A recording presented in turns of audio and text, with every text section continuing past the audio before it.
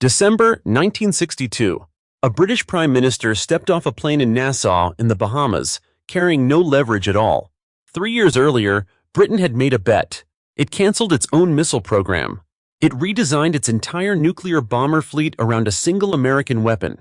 It staked the future of its independent nuclear deterrent on a missile it did not build, could not control, and had never fired in anger.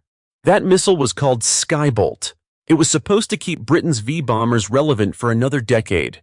A rocket launched from the air, striking targets an ocean away before an enemy even knew it was coming. Washington had promised it. London had restructured around it. There was no backup plan. Then, without real warning, the Americans killed it.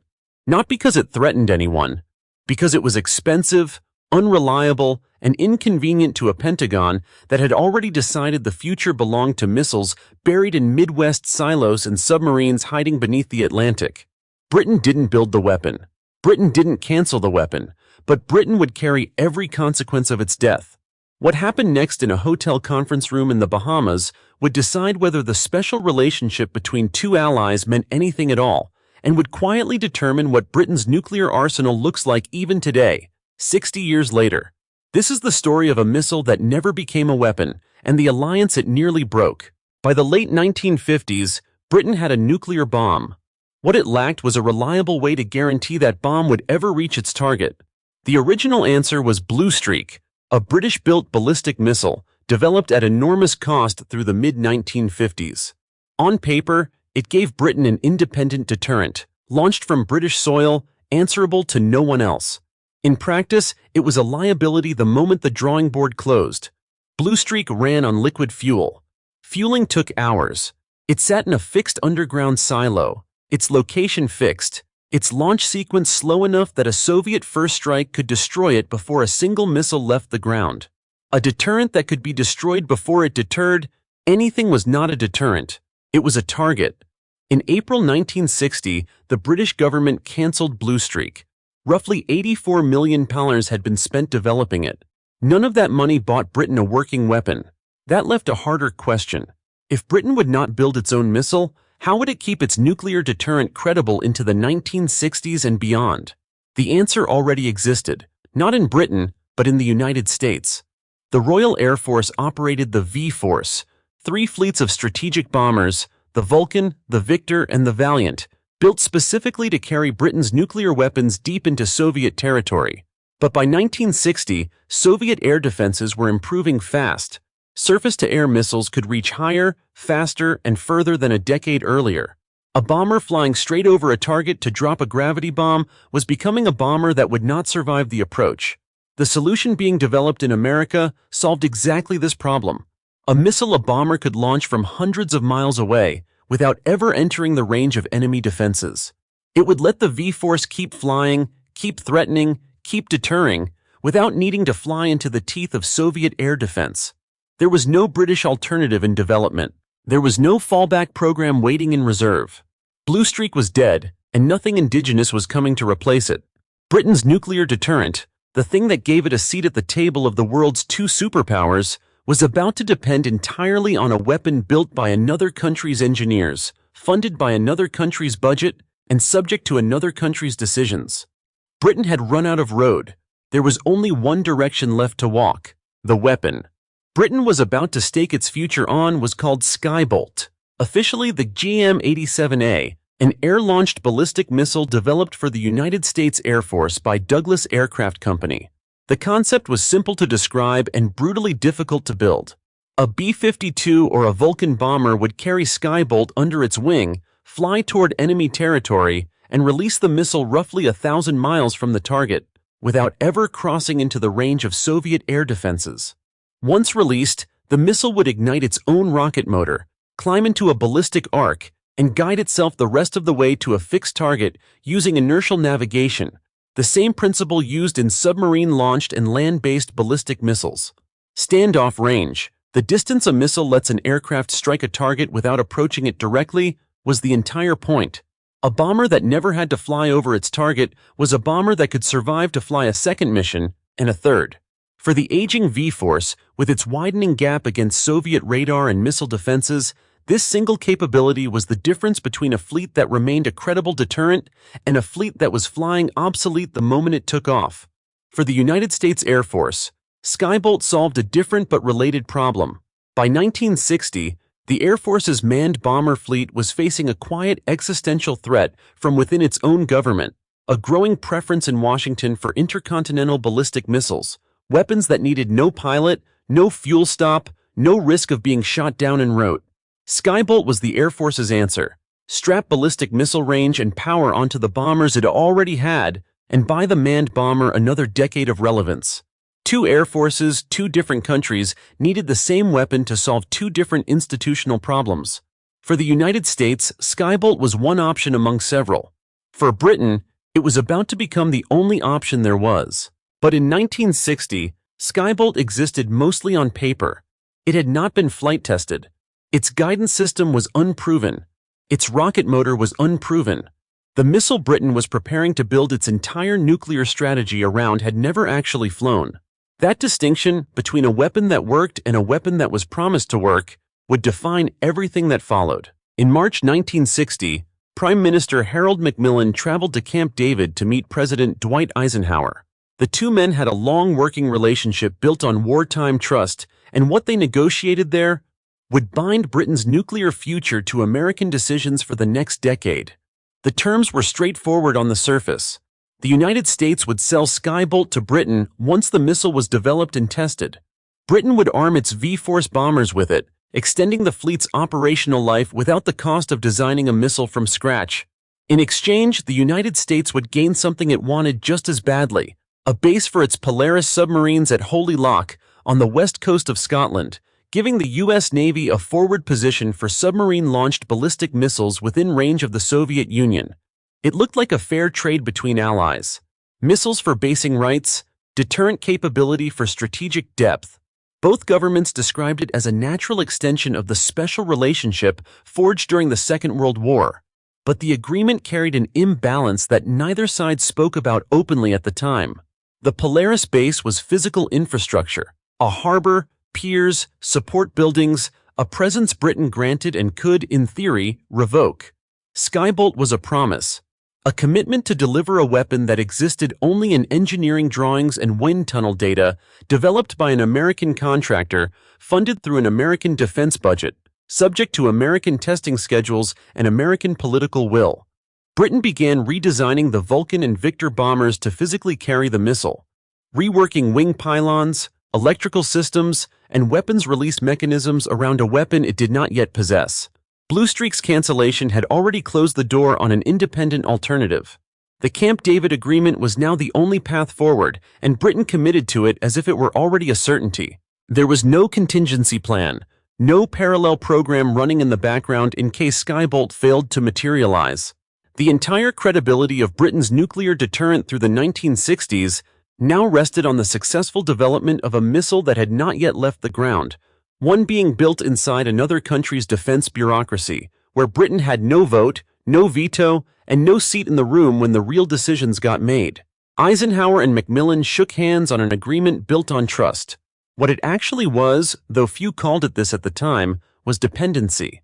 Skybolt's flight test program began in April 1962, out of Cape Canaveral, Florida. It did not go well. The first test flight failed. The rocket motor malfunctioned, and the missile had to be destroyed shortly after launch. The second test failed too, brought down by a guidance system fault. The third failed.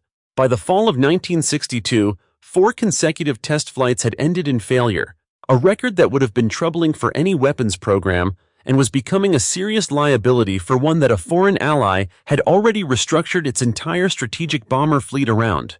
Each failure meant delay. Each delay meant cost.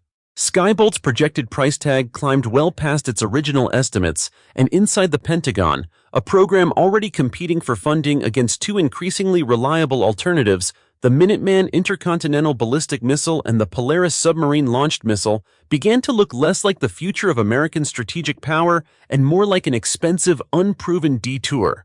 This is where the institutional fault line opened. The United States Air Force wanted Skybolt to survive, and its reasons had nothing to do with sentiment. Minuteman and Polaris were land-based and sea-based systems, Army and Navy territory in the informal but very real turf battles that shaped Pentagon budgets. Skybolt was the Air Force's own weapon, a way to keep the manned bomber fleet strategically relevant in an era when unmanned missiles were increasingly seen as the future. If Skybolt died, the Air Force's argument for the continued relevance of bombers like the B-52 died a little with it. Standing against that position was Secretary of Defense Robert McNamara, appointed by President Kennedy in 1961 to bring a new discipline of cost-effectiveness analysis to American defense spending. McNamara had built his reputation at Ford Motor Company on data-driven management, and he applied the same lens to the Pentagon's weapons programs without much patience for inter-service politics. To McNamara, the calculation was simple. Minuteman and Polaris were land and sea-based systems that did not need to survive a launch aircraft penetrating enemy airspace at all. They were, on paper, more reliable, and every dollar spent salvaging a struggling over-budget missile like Skybolt was a dollar not spent on systems that already worked. Neither side of this argument was thinking about Britain. The Air Force wanted to protect its bombers. McNamara wanted to protect his budget math. Skybolt's failing test record had simply given the missile's opponents inside the Pentagon the ammunition they needed, and Britain's dependence on the outcome was, at this stage, a fact almost nobody in Washington was weighing. To understand why Skybolt died, it helps to understand the doctrine reshaping American defense policy in 1962 and the man enforcing it. Robert McNamara arrived at the Pentagon believing that strategic decisions should follow the numbers, not the traditions or turf claims of any single military branch. The doctrine taking hold under his leadership was called flexible response, a shift away from relying on any one delivery system for nuclear deterrence and toward a diversified force built on whichever platforms offered the most reliable capability per dollar spent. By that standard, the arithmetic was not close. Minuteman, an intercontinental ballistic missile buried in a hardened silo on American soil, could be fired in minutes and was largely immune to the kind of first-strike vulnerability that had already killed Bluestreak. Polaris, launched from a submerged submarine, was virtually impossible for an enemy to locate and destroy before it fired. Both systems used solid fuel, simpler and faster to launch than the liquid-fueled systems of the previous decade. Both were, by late 1962, demonstrating far better test records than Skybolt. Skybolt, by comparison, required a manned aircraft to survive to a launch point, required that aircraft's crew to execute a complex release sequence, and had failed its first 4 flight tests in a row. To McNamara, continuing to fund a troubled, over-budget missile whose core mission, extending the relevance of manned bombers, was already being made obsolete by ICBMs and SLBMs, was not a hard call. It was a rounding error correcting itself. This is the detail that matters most in understanding what happened next. There was no personal animus behind the decision. McNamara was not targeting Britain, and he was not settling a score with the U.S. Air Force. He was applying the same cost-effectiveness standard to Skybolt that he was applying to dozens of other programs across the American defense budget that year. The Air Force's objections were institutional. McNamara's counter-argument was institutional. Nowhere in this exchange was there a named individual with a personal grievance driving the decision. Only 2 branches of the same government, arguing from different sets of incentives, over a weapon whose test failures had made it an easy target for elimination. What made the decision consequential wasn't the reasoning behind it. American defense budgets are cut and reshuffled every year, and most of those decisions never make history. What made this one different was who was standing on the other side of an ocean, having already committed everything to the outcome, and who had not been given a seat at the table where the decision was actually made. On November 7, 1962, Robert McNamara recommended to President Kennedy that Skybolt be canceled. Kennedy accepted the recommendation. Within the American defense bureaucracy, it was treated as a routine budgetary decision. One troubled program among many, being cut in favor of systems that worked. In London, it landed like a betrayal. British officials had received informal warnings that Skybolt was in trouble, but nothing that amounted to genuine consultation before the decision was finalized. There had been no negotiation over alternatives, no joint review of what cancellation would mean for a fleet of bombers. Britain had spent 2 years physically re-engineering around the missile. The United States informed its ally of a decision that had already been made, not one still open for discussion. The scale of what Britain stood to lose became clear almost immediately. Bluestreak, its own missile, had been cancelled 2 years earlier specifically because Skybolt was coming. The V-Force, the Vulcan and Victor bombers that formed the entire delivery system for Britain's nuclear deterrent, had been modified at real cost to carry a weapon that, without Skybolt, they no longer had any way to launch beyond the range of Soviet air defenses. There was no backup missile in a British hangar. There was no parallel program quietly running in reserve. Britain's independent nuclear deterrent, the credibility that gave it standing alongside the two nuclear superpowers, was now resting on a weapon the Americans had just declared dead.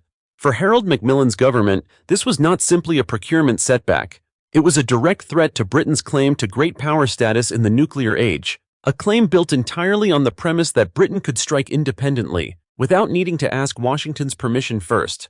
If Skybolt died with nothing to replace it, that claim died too. Macmillan moved fast. Within days, he requested an urgent face-to-face meeting with Kennedy, choosing Nassau in the Bahamas as neutral ground for both leaders to meet in person. The message from London was blunt beneath its diplomatic phrasing. The United States had made a unilateral decision that gutted a core pillar of British defense policy, and Washington now owed its oldest ally a solution, not just an apology. Kennedy agreed to the meeting, but inside his own administration, opinions on what, if anything, America should offer Britain in return were far from settled. Some advisors argued Britain's problem was Britain's to solve. Others understood that how this was handled would say something lasting about what the special relationship actually meant, once tested by a real cost. Both leaders boarded planes for Nassau, knowing the stakes went well beyond one missile program. The Nassau Conference opened on December 18, 1962, in the Bahamas. Harold Macmillan arrived with a single objective: extract from Kennedy a replacement for Skybolt that preserved Britain's claim to an independent nuclear deterrent. He did not arrive with much leverage.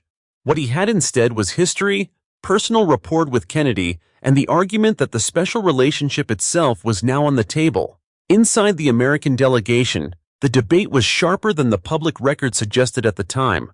Some of Kennedy's advisors, McNamara among them, favored offering Britain a face-saving alternative that fell short of a full nuclear capability. Continued cooperation on Skybolt's development costs, for instance, without handing over a proven strategic weapon. The concern in Washington was precedent. If the United States handed Britain Polaris, a genuinely capable submarine-launched ballistic missile system, other allies would ask for the same, and American control over the pace of nuclear proliferation within NATO would loosen. Macmillan pressed hard against exactly that hesitation. He argued that Britain was not other allies. It was the one nation that had stood beside the United States since 1940, the one ally Washington had trusted with its own nuclear secrets under earlier post-war agreements. To treat Britain's deterrent as expendable after canceling the weapon it had been promised, Macmillan argued, would not just damage a program. It would tell the world that American commitments to its closest ally carried an asterisk. Kennedy, weighing the diplomatic cost of appearing to abandon Britain against the proliferation concerns his own advisors raised, moved toward compromise. On December 21, 1962, the two leaders reached an agreement. The United States would sell Britain the Polaris submarine-launched ballistic missile system, the missile itself, not the warheads, which Britain would build domestically, and not the submarines, which Britain would also build itself, under a separate agreement covering nuclear propulsion technology. It was a bigger concession than anything on the table before Nassau began. Polaris was not a troubled, half-tested missile like Skybolt. It was working, reliable, and, critically, launched from beneath the ocean, effectively invulnerable to the kind of first-strike vulnerability that had doomed Bluestreak years earlier. In exchange, Britain agreed that its Polaris force would be assigned to NATO, available for use in the alliance's collective defense, while reserving the right to use it independently if Britain's supreme national interests were at stake. The Nassau Agreement did something Skybolt never managed to do in 2 years of development. It gave Britain a nuclear deterrent that actually worked, and one immune to the vulnerability that had killed every British and American alternative that came before it. What began as a diplomatic emergency, provoked by an American budget decision made with little regard for its ally, ended with Britain walking away from Nassau with a stronger deterrent than the one it had lost. Nobody in that room in December 1962 fully grasped it yet, but the shape of Britain's nuclear forces for the next 6 decades had just been decided in a matter of days. The Nassau Agreement was a diplomatic solution. Turning it into an actual weapon system fell to the Royal Navy, and the scale of the task was enormous. Britain had never built a ballistic missile submarine. It had never built a submarine designed from the keel up to carry and launch nuclear missiles from beneath the ocean. What it now had to do, in a matter of a few short years, was design, build, and commission an entirely new class of vessel, while simultaneously standing up the infrastructure, training, and command systems needed to operate a fleet that had not existed in any British shipyard a year earlier. The result was the Resolution class, 4 submarines built between 1964 and 1969. HMS Resolution, HMS Repulse, HMS Renown, and HMS Revenge. Each carried 16 Polaris missiles, built around American-supplied missile technology married to a submarine hull design and nuclear propulsion system Britain developed largely on its own, under a separate 1958 agreement covering nuclear submarine cooperation. HMS Resolution put to sea on her first operational patrol in June 1968, just under 6 years after the Skybolt cancellation had thrown Britain's entire deterrent posture into crisis. The strategic shift this represented was total. Skybolt had been built around the V-Force, bombers in the air, vulnerable to advancing Soviet air defenses, dependent on reaching a launch point before releasing their weapon. Polaris moved Britain's deterrent underwater onto submarines that could remain hidden in the Atlantic for weeks at a time, effectively undetectable, and therefore effectively unkillable in a first strike. It was not a patch on the old system. It was a different strategic doctrine entirely. Continuous at-sea deterrence, a submarine always on station, armed and ready, whether or not anyone in Moscow knew exactly where it was. Here is the paradox at the center of this entire story. The cancellation of Skybolt, an event that looked in November 1962 like a catastrophic failure of British defense policy and a serious rupture in the Anglo-American alliance, produced a deterrent force objectively stronger and more survivable than the one it replaced. A troubled, half-tested air-launched missile carried by aircraft that Soviet defenses were increasingly capable of shooting down was replaced by a submarine-based system that, 6 decades later, remains one of the most survivable nuclear deterrents in the world. The V-Force's nuclear role wound down through the late 1960s as the Resolution-class submarines came online. By 1969, Britain's independent nuclear deterrent had passed permanently from the Royal Air Force to the Royal Navy, a transfer of responsibility that traced its origin directly back to a cancelled missile that never fired a single operational shot. The Resolution-class submarines served into the early 1990s before being retired and replaced by the Vanguard class, a new generation of ballistic missile submarines carrying the American Trident II missile in place of Polaris, a direct technological and doctrinal descendant of the arrangement forged at Nassau in 1962. Britain's current deterrent, still built around Vanguard-class submarines and still carrying Trident missiles under an American supply arrangement, traces its institutional DNA in an unbroken line back to that December meeting in the Bahamas. Skybolt itself left almost nothing behind. The missile was formally canceled in December 1962, its flight test program shut down, its production contracts closed out. Douglas Aircraft moved on to other work.